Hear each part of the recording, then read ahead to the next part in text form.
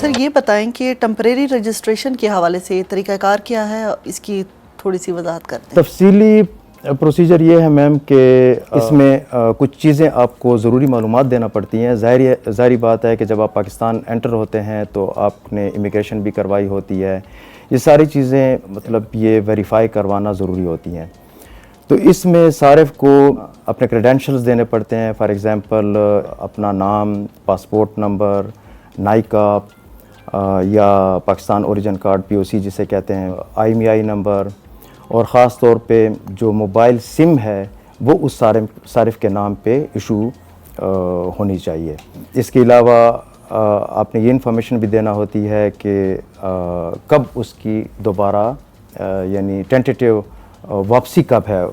اس صارف کی۔ تو یہ ساری معلومات جب آپ اپلیکیشن فارم میں فیڈ کر لیتی ہیں تو آپ کا موبائل فون جو ہے وہ فوری طور پہ رجسٹر ہو جاتا ہے۔ ہاں البتہ اگر کسی صارف کو کوئی مشکلات پیش آ رہی ہیں، فار ایگزامپل ان کا کسی بھی وجہ سے، کیونکہ یہ ساری چیزیں جو ہیں دوبارہ جاتی ہیں، ہم بھیجتے ہیں امیگریشن کو، وہاں سے ویریفائی ہو کے واپس آتی ہیں، تو اگر کسی قسم کی کوئی پرابلم صارف